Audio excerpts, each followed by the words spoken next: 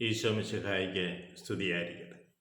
ഈശോ മിശിഹായിൽ സ്നേഹിക്കപ്പെടുന്ന മാതാപിതാക്കളെ, സഹോദരങ്ങളെ, ദൈവത്തിൻ്റെ അനന്തമായ സ്നേഹവും കൃപയും സൗഖ്യവും നമ്മുടെ ജീവിതത്തിലേക്ക് ഒഴുകിയിറങ്ങട്ടെ എന്ന് പ്രാർത്ഥിക്കുന്നു.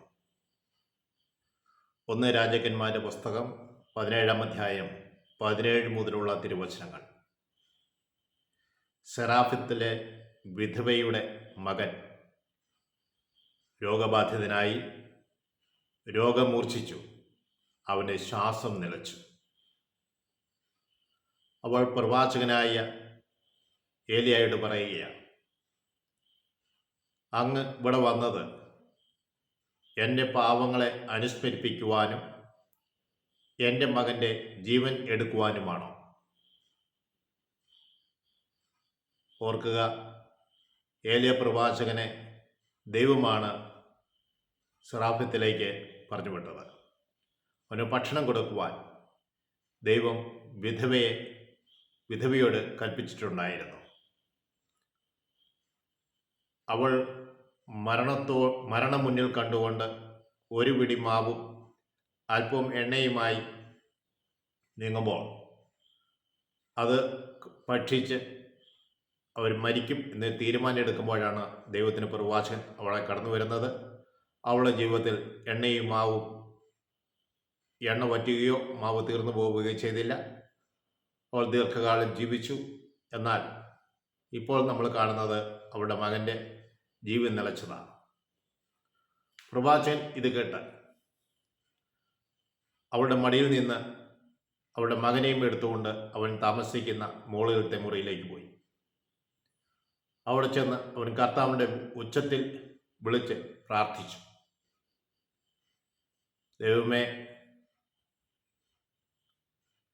എനിക്ക് ഭക്ഷണം തന്നവളാണ് ഈ വിധവ. ഇവളുടെ മകൻ്റെ ജീവനെടുത്ത് അങ്ങ് ഇവളെ പീഡിപ്പിക്കുകയാണ്. അവൻ കുട്ടിയുടെ മേൽ 3 പ്രാവശ്യം കിടന്നുകൊണ്ട് പ്രാർത്ഥിച്ചു, ദൈവമേ, വിധവയുടെ മകന് ജീവൻ കൊടുക്കണമേ എന്നവൻ പ്രാർത്ഥിച്ചു. 3 പ്രാവശ്യം അവൻ കടന്ന് പ്രാർത്ഥിച്ചു. ദൈവം പ്രവാചകന് പ്രാർത്ഥന കേട്ട് വിധവയുടെ മകന് ജീവൻ തിരിച്ചു കൊടുത്തു.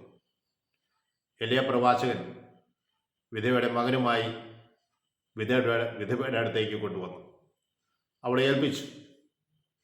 അപ്പോൾ വിധവ പറയുകയാണ്, നീ സത്യമായും ദൈവപുരുഷനാണ്, നിന്റെ വാക്കുകൾ സത്യദൈവത്തിൽ നിന്നുള്ളതാണ്. അവളുടെ ജീവിതത്തിൽ പ്രവാചകനിലൂടെ അത്ഭുതം നടന്നപ്പോൾ ആ പ്രവാചകനെ ദൈവപുരുഷനെ കാണുവാനും അവൻ്റെ വാക്കുകൾ ദൈവത്തിൻ്റെ വാക്കുകളായി കാണുവാനും അവൾക്ക് കഴിയുന്നുണ്ട്. അതേ പ്രിയ സഹോദരങ്ങളെ, ദൈവത്തിൻ്റെ നാമം പേർന്ന വ്യക്തികളെ ബഹുമാനിക്കുവാനും പാവകരമല്ലാത്ത എല്ലാ സഹായങ്ങളും അവർക്ക് ചെയ്തു കൊടുക്കുവാനും നാം പ്രത്യേകം ശ്രദ്ധിക്കേണ്ടതായിട്ടുണ്ട്. അവരെ സഹായിക്കുന്നത് വഴി ഒരിക്കലും നമ്മുടെ ജീവിതം തകർന്നു പോവുകയില്ല. ഈ വിധവ മരിക്കുമെന്ന് തീരുമാനിച്ചിരിക്കുമ്പോഴാണ് ദൈവത്തിന് പ്രവാചകൻ കടന്നു വരുന്നത്.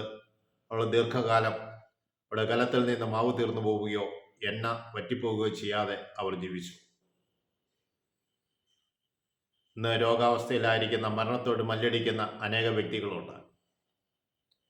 അവരെ നമുക്ക് ഈശോയുടെ പക്കലേക്കൊന്ന് ഉയർത്താം. അവർക്ക് വേണ്ടി പ്രവാചകനെ പോലെ നമുക്കൊന്ന് പ്രാർത്ഥിക്കാം. ദൈവമേ, അനേക രോഗികളെ നീ ഒന്ന് തൊടയണമേ.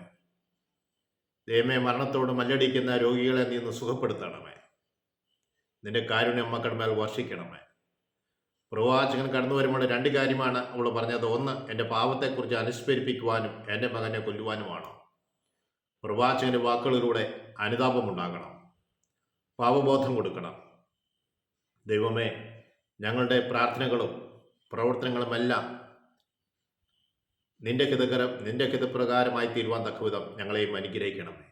പരിശുദ്ധമേ, എല്ലാ രോഗികൾക്കും നീ പ്രത്യേകമായി മധ്യസ്ഥം വഹിക്കണമേ. എല്ലാ രോഗികളെയും നീ സുഖപ്പെടുത്തി അനുഗ്രഹിക്കണമേ. ആശ്രയ മാതാവേ, എല്ലാ മക്കൾക്കും വേണ്ടി പ്രത്യേകം മധ്യസ്ഥം വഹിക്കണമെന്ന് പ്രാർത്ഥിക്കുന്നു. പിതാവിനും പുത്രനും പരിശുദ്ധാത്മാവിനും സ്തുതി. ഈശോ മിശിഹായ്ക്ക് സ്തുതിയായിരിക്കും.